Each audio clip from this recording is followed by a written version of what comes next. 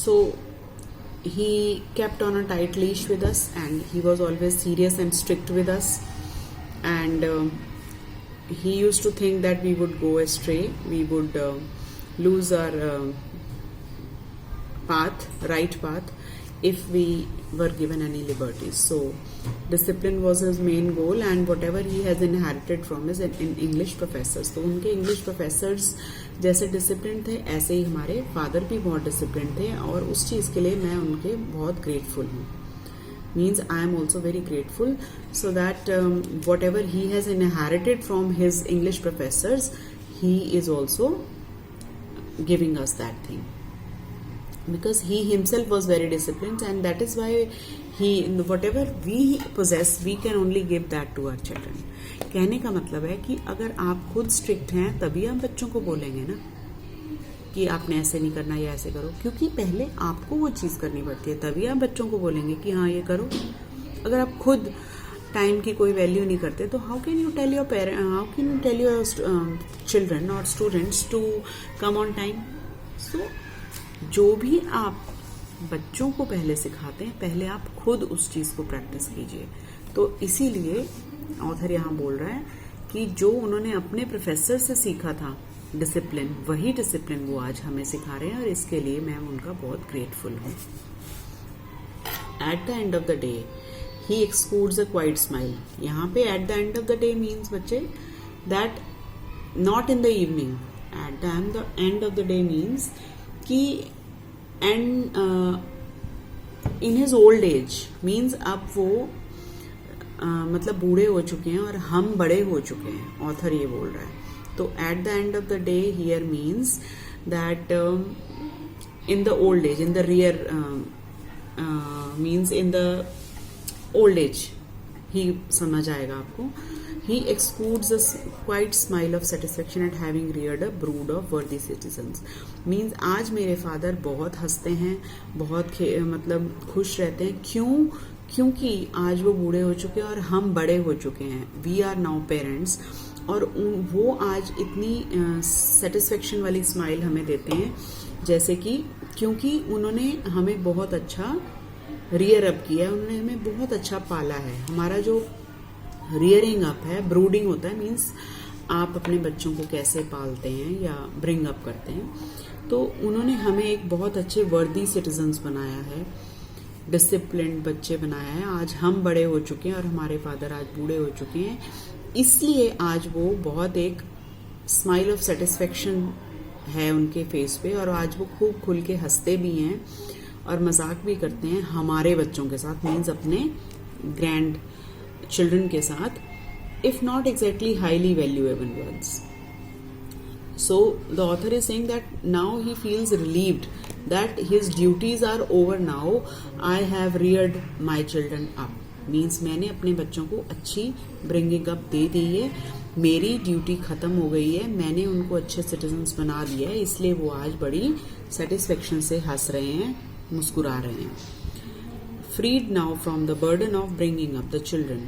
क्योंकि अब वो उनके ऊपर बर्डन नहीं है हमें बड़ा करने का, ब्रिंगिंग अप द चिल्ड्रन, क्योंकि आज हम ग्रो अप हो चुके हैं. We ourselves are now parents. My father has dispensed with his rigid cold facade. Now my father is no more rigid, no more cold.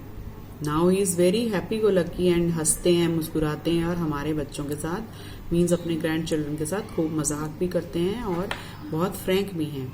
My father has dispensed with his rigid cold facade means अब उन्होंने वो अपना जो है appearance seriousness वाला बिल्कुल change कर लिया है. अब वो वैसे नहीं रहते हैं, बिल्कुल भी सीरियस नहीं हैं, हंसते हैं, खेलते हैं, मुस्कुराते हैं. And he laughs a lot, और वो बहुत हंसते हैं. He has to unload all those cans of laughter in him that my children refuse to believe that their grandfather and laughter were ever strangers. So the last line is very interesting. Author is saying कि अब वो इतना हंसते हैं क्योंकि उनके जो अंदर हंसी रह गई थी, जो यंग एज में वो हंसे नहीं, तो कैंस ऑफ लाफ्टर मीन्स इतने भर भर के उनके अंदर कैंस पड़े थे लाफ्टर के, जो वो अनलोड कर रहे हैं अब किसके साथ, हमारे बच्चों के साथ. और जब मैं अपने बच्चों को बोलता हूँ कि तुम्हारे दादा और हंसी का दूर दूर का कोई रिश्ता नहीं था, means they were ever strangers, कि वो कभी भी फ्रेंड्स नहीं थे. Means your grandfather never use to laugh, he was a very serious stern type of person. So my children never believe me, क्योंकि उनके दादा, उनके ग्रैंडफादर उनके साथ बहुत हंसते हैं. So that is what he saying, grandfather and laughter were ever strangers. But ये तो ऑथर जानता है ना कि उनके साथ उनके फादर कैसे रहे. अब ये अपने ग्रैंड चिल्ड्रन के साथ तो बहुत अच्छे हैं, उनके साथ हंसते हैं, मुस्कुराते हैं, लेकिन ऑथर के साथ वो बहुत सीरियस थे और उस वक्त वो कभी हंसते नहीं थे. तो बिल्कुल ठीक बोला ऑथर ने कि ग्रैंडफादर और लाफ्टर का दूर दूर का कोई रिश्ता नहीं था, वो एकदम स्ट्रेंजर्स की तरह थे, बहुत स्ट्रिक्ट और बहुत stern faced. So I hope you enjoyed the story, and it's a very beautiful emotional story. And now yesterday I gave you some homework, so you have to do this work. आपको ये बोला था ना मैंने, just for fun. So have you decoded the riddle answer and then find it in the grid. First change the each letter to the one that comes immediately before it in the alphabet. Write the real word on the blanks and then find each word in the grid. So I told you to do this. I hope you all have done this. Now you can see this. I found like I से पहले का जो word था H, B से पहले A, W से पहले V and F से पहले E. तो क्या बन गया? Have.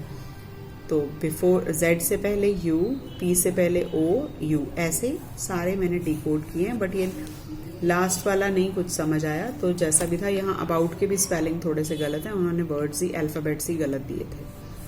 सो ये लाइन क्या बनती है? Have you heard about the elephant who went crash wrecked a bus 3 cars and a fire engine on a diet he. यहाँ पे आके इसकी थोड़ी सेंस खराब हो जाती है. अब आपने क्या करना है कि इन वर्ड्स को इस ग्रिड में ढूंढना है, एंड ढूंढ के आपने उसको ऐसे सर्कल कर लो या हाइलाइटर से हाईलाइट कर लो. ये सारे वर्ड्स आपने इसमें ग्रिड में ढूंढ लेने हैं और हाईलाइट कर लेने हैं. Okay, so with this I stop here.